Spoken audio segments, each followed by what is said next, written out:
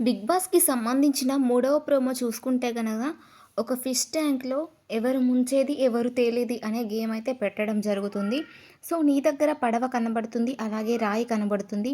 Housemates ఫోటోలు కూడా కనిపిస్తున్నాయి. ఈ ఆటలో నిన్ను ముంచేది ఎవరు, తేల్చేది ఎవరు అంటూ అయితే చెప్పడం జరుగుతుందనమాట నాగార్జున గారు. నా ఆటలో నాకు సపోర్ట్ మాత్రం సంజన గారు, ముంచేది మాత్రం తనుజ. ఎందుకంటే డిసిషన్ మేకింగ్‌కి తను ఉంటే నాకు చాలా టఫ్ అనిపిస్తుంది అంటూ తనుజనైతే ముంచేయడం జరుగుతుంది. ఈ మాన్యలొచ్చేసి నెక్స్ట్ దివ్య సుమన్ గారు నన్ను ఎక్కువ డల్ అవ్వనివ్వకుండా, బాధపడకుండా బాగా చూసుకుంటారు ప్రతి విషయంలోనూ. భరణి గారు నా బలం, బలహీనత 2 ఆయనే. పక్కన బలహీనత ఎక్కువగా అనిపిస్తుందనమాట అంటూ అయితే భరణి గారిని ముంచి సుమన్ శెట్టి గారిని తేలడానికి పెడుతుందనమాట. నెక్స్ట్ కళ్యాణ్ వచ్చేసి తనుజది తేల్చడానికి పెడతాడనమాట. సో, తను నేను ఎప్పుడు తప్పు చేసినా నన్ను కరెక్ట్ చేస్తూ ఉంటుంది అని నాకు అనిపిస్తూ ఉంటుంది అన్నట్టుగా.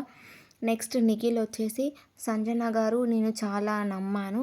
కానీ తను నా ట్రస్ట్‌ను బ్రేక్ చేశారు అంటూ సంజనాని ముంచడం జరుగుతుంది. నెక్స్ట్ వచ్చేసి భరణి గారు వచ్చేసి సుమన్ నాకు మంచి ఫ్రెండ్ అంటూ తనని తేల్చడం జరుగుతుంది. అలాగే గౌరవ్ డీమోటివేషన్ నాకు ఎక్కువ అనిపిస్తుంది సంజన గారిని అంటూ అయితే తనని ముంచడం జరుగుతుంది. సుమన్ శెట్టి గారు కూడా సంజన నాకు ఎప్పుడు సపోర్ట్ చేయలేదు అంటూ తనని ముంచడం జరుగుతుంది. ఆ సంజన వచ్చేసి ఇమ్ము నాకు చాలా ఎమోషనల్‌గా తోడుంటాడు ఎప్పుడు అని చెప్తుంది. నెక్స్ట్ నాగార్జున గారు అయితే ఒక బాంబ్ ఉంది కదా! సో, దాన్ని చూద్దాం. నీకు 4 ఓట్లు వచ్చాయి ముంచేవారిలో అంటూ అయితే నాగార్జున చెప్పడం జరుగుతుంది. ఇక కెప్టెన్ తనుజ బాంబ్‌ను పుల్ చేయండి అంటూ అయితే చెప్పడం జరుగుతుంది. దాన్ని పుల్ చేశాక నో ఫ్యామిలీ వీక్ అని ఉంటుంది. సంజన చాలా బాగా ఎమోషనల్ అయిందని చెప్పుకోవచ్చు. సార్ నేను ఉండను సార్ ఇక్కడ, కావాలంటే ఇంటికి వెళ్ళాక బీబీ చూస్తాను. ఐ లవ్ ది గేమ్ కానీ నేను ఇక్కడ ఉండను అంటూ అయితే చాలా ఎమోషనల్ అవుతుంది.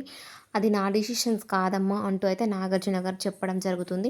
చూడాలి మరి ఈ ఎమోషనల్ డ్రామా ఎంతసేపు నడుస్తుందో, ఏమవుతుందో, ఇంటికి వెళ్తుందా, హౌస్‌లోనే ఉంటుందా, నాగ్ సార్ తనని ఎలా కన్విన్స్ చేస్తాడో